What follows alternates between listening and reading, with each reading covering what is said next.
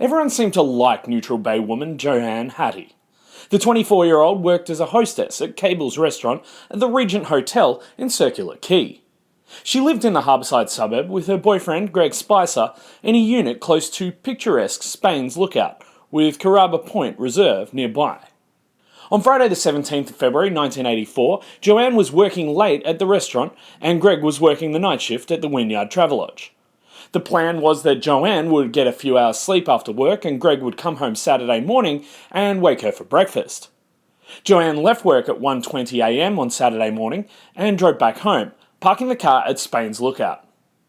When she got out of her vehicle, she was suddenly attacked from behind. She was dragged into the nearby reserve and strangled, and after death, she was raped. Let's take a stab at this.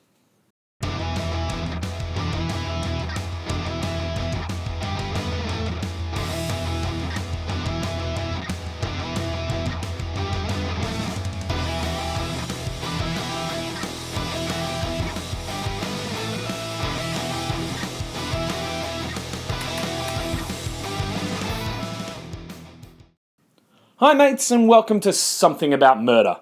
I'm Jay Something, and every week I bring you a case from Australia's true crime history. Look, if this sounds interesting to you, please help us out by shooting the like button with your trusty boomstick, hitting the subscribe button all stabby, and punching the notification bell in the face to be notified every time we release a new video. All of our episodes are released at the same time in podcast format on Spotify, Apple Podcasts, or wherever you get your true crime podcast fix. Also, we now have Something About Murder merchandise, designed by myself as well as Australian artist Redneck Kung Fu. It's just a few things here and there, but I'll put the link in the description. If you'd like to support our channel by buying me a beer or a coffee, a beer please do so at buymeacoffee.com/jsomething. It takes a lot of time to put together these episodes, and it's much better to have a beer to look forward to after filming. Once again, link in the description. This is the final episode of Season 2. I've had a hard time this season for mental health reasons, and I've really appreciated all the love and support from those of you who watch the channel. I'll be taking a well-earned break for a few weeks after today's episode, and we'll be back in a few weeks. The murder of 24-year-old Johanne Hatty in the early hours of the 18th of February 1984 at Spain's Lookout at Neutral Bay remained unsolved for over 20 years. She'd come home from a night shift at the Regent Hotel, and her vehicle was later located parked in the street outside her flat in Neutral Bay, with her body being discovered nearby on a narrow rock ledge.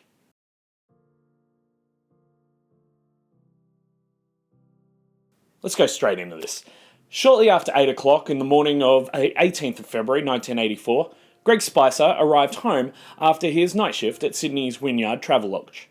The 22-year-old had spoken to his girlfriend, Johanne Hatty, on the phone several times the previous evening, while she was working as a hostess at the luxurious Regent Hotel's Cable's restaurant. Carrying the croissants and morning newspapers that she'd asked him to buy, he was looking forward to a leisurely breakfast with her.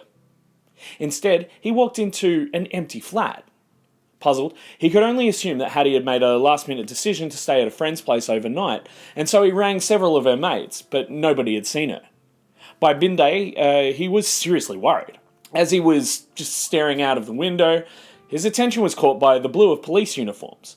Officers were standing barely 50 metres away from him, on the edge of Spain's Lookout, a rocky outcrop with a view over a reserve and then out to the harbour bridge and Fort Denison. Locals had found Johanne's limp body on the ledge and raised the alarm. Greg followed the commotion only to discover Johanne's body through holes in the stone wall at the edge of the reserve. He instantly asked the policewoman, "Is that person dead?" The body of the young woman was lying face up on a rock ledge. Her nose and upper lip were bloodied, her dark blue corduroy jeans were undone and her blouse was open. She'd come home after all, but she hadn't made it upstairs to their flat. Her handbag was beside her body with the keys to her locked car still in it. Her wallet and bank cards were missing. They'd never be found.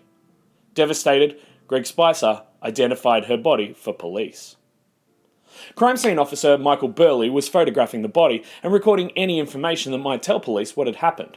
The disarray of the victim's clothing, the dirt on her underwear, hands and abdomen, and the used tampon that was thrown into nearby bushes suggested that she'd been sexually assaulted.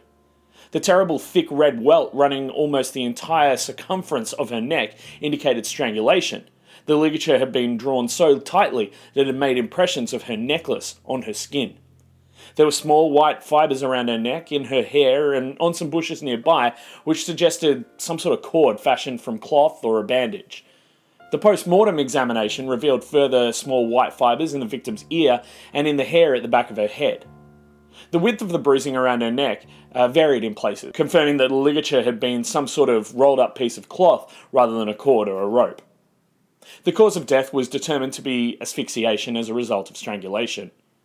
The young woman had abrasions on her forehead and bruising inside her mouth, caused either by a blow to the face or by being grabbed from behind and pushed face first into the ground. The dirt and vegetation on her body and inside her clothing suggested that her underwear and jeans had been removed and then later replaced. And then, a blister on her upper left thigh was the most telling detail. It was a friction mark, most probably caused by her attacker sexually assaulting her. It indicated that this sexual assault had taken place on a dead body. Repeated friction against living skin with blood still flowing underneath would have created a bruise. And so whoever attacked Johanne had sex with her lifeless body. Swabs were taken during the post-mortem so the test could determine the presence of semen and establish the offender's blood group. It was at this point that the junior forensic physician in charge of the post-mortem made an unfortunate error. He placed the swabs in tubes, holding a preservative medium that preserved the swabs but diluted the substances on them, making ABO blood grouping tests, the only identification test available at the time, impossible. But tests for the presence of semen were still possible and returned a positive result. When the mistake was realised, the doctor took a second set of swabs. They showed weak indications of semen but were judged to have insufficient biological material for blood grouping. Both sets of swabs were, however, kept. Meanwhile, the investigators confirmed Johanne Hatty's last movements. She had left work at 1:20 a.m. on the 18th of February and would have arrived home as usual by about 1:45 a.m. Verifying Greg Spicer's account of having been at work all night, thereby eliminating him as a suspect, the detectives moved on to canvassing local residents for possible witnesses. Led by Detective Sergeant Dennis O'Toole, the investigators scanned police records for possible local sex offenders. The most likely candidate had an alibi. At the time of the murder, he'd been breaking into a home in another suburb and committing a sexual assault, for which he had been arrested. One woman, returning from a dinner party, had seen a man standing at Spain's Lookout sometime between 1 and 2 o'clock. She'd been struck by the fact that he'd been looking up the road, not out at the view. But she could only offer that he was tall, broad and well built with a bit of a wave in his hair. The most promising lead in those first days came from a local resident who, late on the night of the murder, had walked a friend to her car, which was parked near the spot where Hatty later left hers. On the way back, she'd encountered a thick-set, bearded man walking in the reserve adjacent to the lookout. Later shown a series of mugshots, this witness picked out a New Zealander with a 1970s rape conviction. A few days later, the witness was able to identify the same man in a crowd of people at a local court, where he was facing charges of impersonating a police officer. This man, who played rugby union for a local club, had also been a suspect for 2 other recent sexual assaults in the area and remained the only suspect in the previous year's disappearance and presumed murder of Royal North Shore Hospital nurse Mary Wallace. Out with friends in a wine bar, Mary Wallace had become too drunk to move. The New Zealander, claiming to be a police officer, had come to her rescue, carrying her out to his car and driving off. She was never seen again. Interviewed by police after a neighbour reported seeing him hosing out the boot of his car, the man had claimed to have stopped the car near the wine bar, to have had consensual sex with the nurse, and to have then fallen asleep. He'd woken up to find her gone. More on this case in a future episode. Dennis O'Toole and his team were still looking at this man when a second suspect attracted their attention. Raised in far north Queensland, this man had one leg in a brace after being shot in that leg. At a party, he began strangling a cat and had refused to let it go until the owner threatened to shoot him. The cat owner eventually did shoot him in the leg to save the poor defenceless kitty. Tall and strong looking, he could still walk quickly, albeit with a slight limp, and he also had form as a sex offender, having served 6 years in a Queensland prison for rape. A month after the murder of Johanne Hatty, this Queenslander had been accused of sneaking up behind a 62-year-old woman not far from Spain's Lookout and snatching her handbag. The woman had seen her attacker climb into a white utility with only one headlight working. Later that night, police found the Queenslander in a matching vehicle, but he was not charged because the witness couldn't identify him. There was something about this man that set O'Toole's antennae twitching. Interviewing him in his room at Walleringa Mansions, a boarding house located 700 metres from the Hatty murder scene, O'Toole noted 3 bandages that the suspect said he used to support his injured leg. Thinking of the fibres found on the victim and of the shape of the welt on her neck, the detective seized them as evidence and sent them for comparison with the fibres found at the crime scene. Some were consistent in colour and makeup, but others were not. Just not conclusive enough. In May, O'Toole was back at Walleringa Mansions. This time he arrested the man after he attacked a prostitute who he had picked up in King's Cross and brought back to his room. The victim had told police that he had stolen her wallet, punched her and hit her with a hockey stick, telling her that he'd killed before and got away with it. Naked and bleeding, she'd escaped by climbing out the window and was rescued by police who had been called by neighbours who had heard screaming. Within weeks, the Queenslander had failed to appear in court to face these charges, along with an earlier drink driving charge, so a warrant was issued for his arrest. By the end of May, the investigation into Johanne Hatty's murder had started to a halt. Although a $50,000 reward was offered for information that might lead to a conviction, no useful leads were forthcoming. In 1985, the coroner conducting the inquest had no choice but to conclude that Johanne Hatty had met her death at the hands of an unknown person. But crime scene officer Michael Burley continued to think about the case. In 1989, by which time DNA analysis had begun, he sent the original crime scene evidence for testing. Sperm cells were identified on the swabs and on the victim's clothing, but there was not enough biological material for a result. Dennis O'Toole was still keeping an eye on the Queenslander's movements. The Hatty case had been his first murder investigation, and he'd never forget it. In 1989, having discovered that the man had moved back to Queensland, O'Toole made arrangements to fly up and re-interview him. But at the last minute, the trip had to be postponed. O'Toole was kept busy with another case, and the Queenslander moved on to New Zealand, from where he was deported to Hobart for failing to disclose his rape conviction on his immigration documents. Johanne Hatty's parents continued to grieve, their sadness compounded by the belief that their daughter's killer would never be found.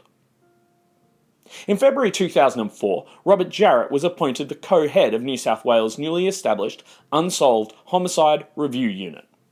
The Hatty murder was drawn to his attention before he'd even started in the job. A retired detective phoned him, suggesting the new team look at 2 unsolved murders, both committed, he believed, by the same man. The victims were Johanne Hatty and Mary Wallace. The perpetrator, according to the former officer, was the rugby player from New Zealand with the 1970s rape conviction, the man who had been the last person to see Wallace alive. Intrigued, Jarrett decided to review the Hatty case personally, pulling out boxes of files from the police archives, looking up the original crime scene folder and checking that the forensic exhibits had been kept. All the original evidence, except for the fibre samples, was located and sent for reanalysis at the government's DNA lab, the New South Wales Health Department's Division of Analytical Laboratories. Its senior forensic biologist, Sharon Neville, began working on the swabs of semen taken during the 1984 post-mortem. The first breakthrough came when the analysis yielded the partial profile of a male. Neville calculated the probability of that profile occurring at random in the population. It was about 1 in 53,000. So if that profile had matched to one of the 10,000 profiles of suspects and criminals that had been loaded onto the state's DNA database between 2001 and 2004, the case would have been solved then and there. But there was no match. Hatty's boyfriend, Greg Spicer, submitted a DNA sample. He'd been cleared of any involvement in the crime at the time, and there was no expectation of a match, but the test offered absolute confirmation, possibly needed in some future court case, that male DNA in the forensic evidence had come from Hatty's killer and not from her boyfriend, Greg Spicer. The official reinvestigation of the case began in October 2004 with Ashley Bryant in charge. The team's first task was to trace all key personnel associated with the original investigation. Bryant, with colleagues Detective Senior Constable Matthew Packham and Detective Senior Constable Natalie Barr, spent weeks tracking witnesses who had changed names through marriage or had moved interstate. They found addresses for the 2 key suspects and spoke to Dennis O'Toole, of course, by then retired, who was adamant that the Queenslander was a stronger suspect for the Hatty murder than the New Zealander. Despite this, the detectives targeted the New Zealander first, because their surveillance had confirmed that he was still living in Sydney. Finding a way to acquire a sample of the man's DNA was their first problem. Although a court could order a suspect to provide a sample, the detectives would have preferred not to alert their target, or any other targets, to the fact that he was under investigation. There was also the issue of finding enough evidence to justify their request. The police had only their suspicion of the man's involvement in the disappearance of Mary Wallace, his prior rape conviction, and accusations that he had been involved in 2 other sex offences. The evidence of the witness who claimed to have seen him at the crime scene would not look good 20 years on. That format, with the witness being shown mugshots, was now inadmissible, because a mugshot makes a person look guilty. The witness's later identification of the man in the court precinct could also be regarded as tainted by the mugshot episode. Furthermore, there were no records of the investigator's conversation with the witness. So the detectives sought advice from police lawyers. Covert gathering of a sample was recommended, although it would be difficult. Their target was now a family man who went to work every day on a building site and then went home. He didn't hang about in pubs dropping cigarette butts for surveillance operatives to collect. In the end, with no other alternative open to them, the detectives applied for a search warrant, in which they specified that they wanted his toothbrush, a hairbrush, or some other sort of item that would hold DNA. And when the detectives did their standard early morning door knock, the New Zealander answered straight from the shower. Dripping wet and wrapped in a towel, he reacted to the warrant by running back to the bathroom. The officers chased him, and a wrestle followed. The man was shouting, furious at what he perceived to be harassment so many years after he'd told police repeatedly that he had nothing to do with Mary Wallace's disappearance. Fighting to subdue a large, wet, naked suspect, Bryant lurched dangerously close to a huge plate glass shower screen. Later, he felt almost lucky to have escaped with a mere punch in the face. Bryant eventually caught his breath, and he explained that the warrant related to the Hatty case, not the Wallace disappearance. The New Zealander calmed down. He denied any involvement in the murder, but agreed to accompany the detectives to a nearby police station, where the inside of his cheek was swabbed for DNA, and he was charged with assault of a police officer.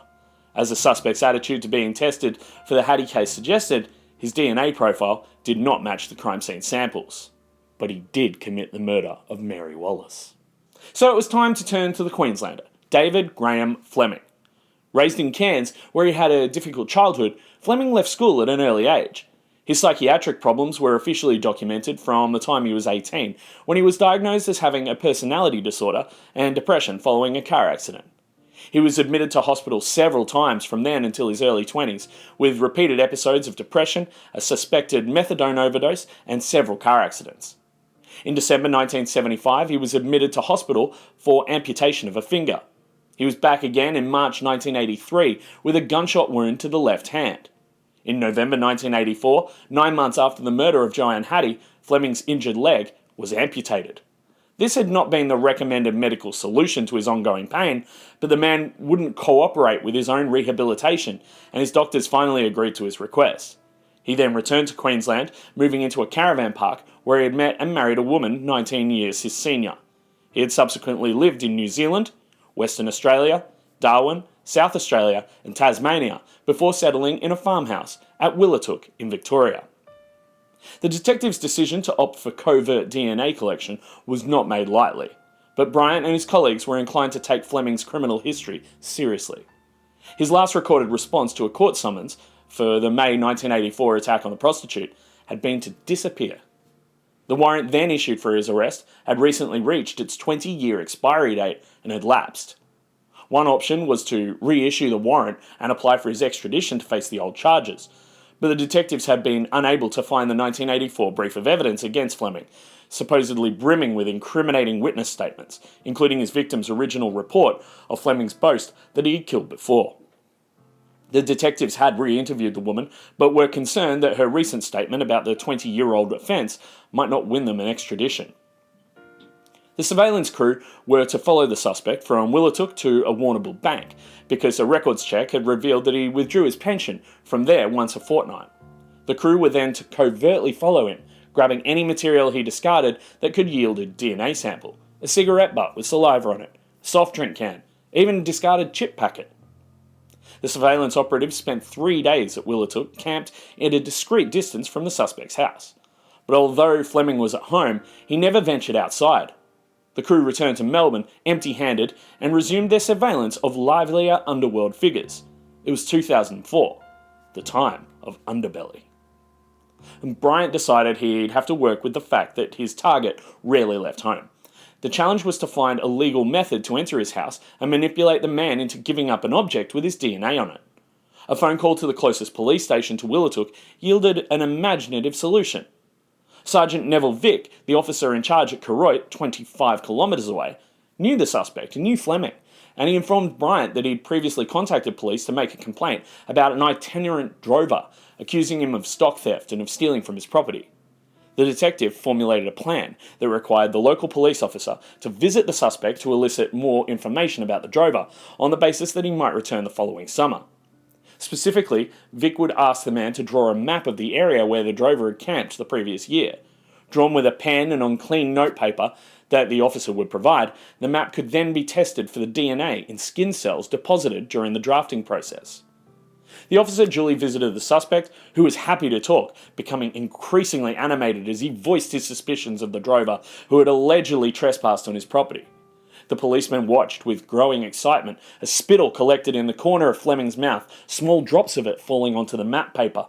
An hour later, Vic was back at the police station with the map sealed in an evidence bag. Look, the failure of the surveillance crew to obtain something like a cigarette butt from Fleming had been a disappointment for Bryant, but the map drawing idea had been a stroke of genius. And, once Bryant and his colleagues had heard about Fleming's spittle spraying the map as he drew it, they allowed themselves to feel cautiously optimistic about obtaining a DNA profile from it. But they still needed more background evidence. While they waited for the DNA analysis, Bryant and Jarrett continued with the slog of tracing Fleming's movements during the early months of 1984.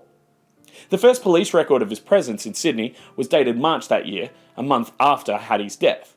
Questioned about the murder by Dennis O'Toole on that occasion, he'd said that he'd been home in bed at the time. 20 years on, the detectives expected Fleming to argue that he wasn't even in Sydney when Hatty died. Needing to gather proof to the contrary, they returned to the crime scene but found a building site on the land once occupied by Walleringa Mansions. They traced the boarding house's 1984 owners, who had recently destroyed their old rent receipt books, but gave them the name of the 1984 caretakers. This couple, by then in their late 70s, could testify in specific detail to the fact that Fleming had been a resident in February 1984. The police also tracked down a woman who could recall Fleming living there over Christmas 1983 because she'd been in a relationship with him at the time. At the end of 2004, Bryant received news that made all this background work worthwhile. The DNA on the map that Fleming had drawn matched the partial DNA profile extracted from the swabs taken at the 1984 crime scene. The likelihood that that match occurred at random in the population was 1 in 39 million. On the 17th of January 2005, Bryant and Jarrett arrived in Victoria. The detectives were to attend a briefing with their Victorian counterparts at the Warrnambool police station the following morning at 7. They'd then make the short drive to Willatook, where the Victorian officers would arrest Fleming and take him to court for an extradition hearing. There was a last-minute panic when the Sydney Morning Herald hit the streets in the early hours of the 18th of January, carrying the news that the New South Wales Police Unsolved Homicide Review Unit would within the next 24 hours make an arrest for the murder of Johanne Hatty. Terrified that their target might wake up early, log on to the internet version of the paper and head for the hills, the police were at Fleming's house on the dot of 7 a.m. On arriving, they found that Fleming had just got out of bed. Bryant videoed the arrest, hoping to record some telling emotional reaction or admission by Fleming, but to no avail. The following day, Fleming appeared in Sydney's Central Local Court and was charged with the murder. He was then formally DNA tested. In preparing their case against Fleming, the police faced two major difficulties. Firstly, the man had given no comment interviews and never looked close even to thinking about confessing, despite the DNA results. So the detectives had to prepare for a trial in which DNA evidence was vital, but in which Fleming's lawyers would attempt to have that crucial evidence excluded on the basis that some of it had been obtained illegally, while other parts lacked the documentation guaranteeing sufficient continuity of evidence for it to be trusted. The fact that DNA results had been achieved from forensic evidence collected before the invention of forensic DNA profiling might have been a small miracle, but that time lag produced loopholes that most defence lawyers can only dream of. The evidence had been collected in an era that was, forensically speaking, the Dark Ages. Modern evidence protocols insist on a scrupulous chain of custody, continuity of evidence controls, every move and handover signed off and dated. In this case, there'd been a break of 4 years in the records relating to the 1984 post-mortem swabs. This gap allowed the defence to suggest that the swabs could have been interfered with. Accordingly, during the trial, Fleming alleged that O'Toole had stolen used condoms from his room in May 1984 when he'd searched it while questioning him about the attack on the prostitute. Testifying from his wheelchair, he told the jury that he had noticed the disappearance at the time, but had not thought anything of it until he was arrested. He accused the detective of dead set gunning for me. Fleming denied the prosecutor's suggestion that he'd made up the story to explain how his DNA had happened to be on the swab taken from Hatty. O'Toole subsequently denied having interfered with the exhibits. It was a credible position, given that forensic DNA profiling had not even been invented at the time when he was alleged to have stolen the condoms. He would have no reason to expect any gain from planting the accused semen on the swabs. The fact that the swabs did not contain the DNA of a third person also suggested that O'Toole had not tampered with them. Unfortunately, science could do nothing to fix up 1984-style record keeping. No record had been made, for example, of the taking of the second set of swabs.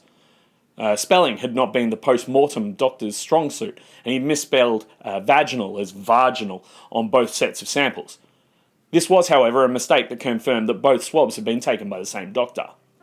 Science was, however, able to disprove the defence's suggestion that the swabs analysed in 2004 might not be the swabs taken in 1984. If the female DNA found on the swabs could be proven to belong to Johanne Hatty, then the swabs had to be 1984's. Forensic biologist Sharon Neville produced that proof. Analysing menstrual blood on the victim's clothing and on the tampon found at the scene, she discovered profiles that matched each other. They also matched the female profile on the vaginal swabs. Neville then took DNA profiles from Hatty's parents. She was able to establish that the woman whose DNA was on the swabs containing traces of Fleming's semen was 3.6 million times more likely to come from a daughter of the Hattys than from a daughter of a couple randomly selected from the population. The second major difficulty faced by the detectives on the case was David Fleming himself. His difficult personality had initially been a boon for the detectives. His conflict with the drover, who had allegedly trespassed on his property, had given them a reason to visit him and obtain the map that captured that sample of his DNA.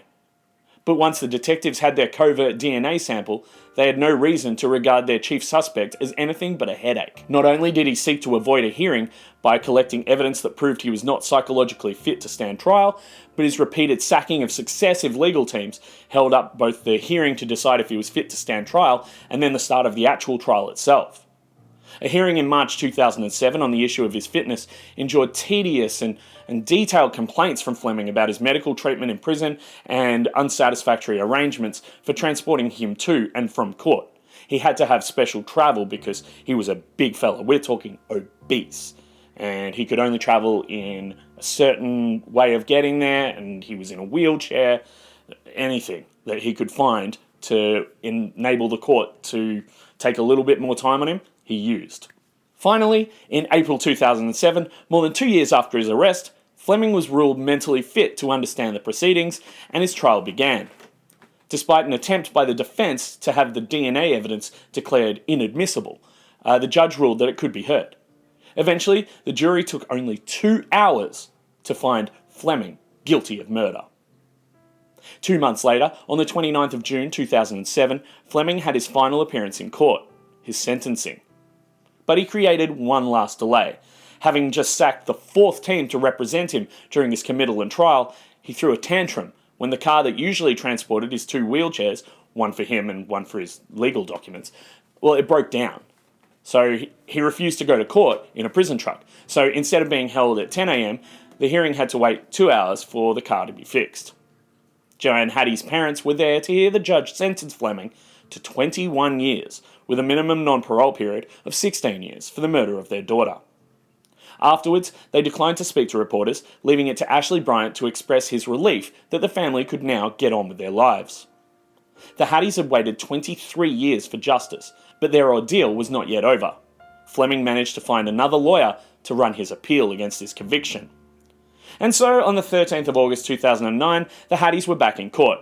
This time listening to Fleming's newest lawyer argue that the trial judge had erred several times in admitting the DNA evidence and in not sufficiently warning the jury about problems with the DNA evidence, in not warning the jury about the difficulties for an accused person defending himself against a charge relating to an incident alleged to have happened so long ago, and in failing to warn them not to conclude that an accused person who lies about his alibi is also guilty of the offence he is charged with. Afterwards, the Hattys sat with Bryant and discussed the hearing. Fleming's arguments had seemed so thin. Surely there would be no chance of being granted a retrial. Anyway, they didn't have to wait long for Fleming's last complaint to be resolved. A month later, on the 11th of September 2009, the 3 appeal judges unanimously dismissed the appeal. For Ashley Bryant, the news was a great relief, but his thoughts were only for Bill and Coral Hatty, who had lived for 23 years with the pain of not knowing who was responsible for their daughter's murder.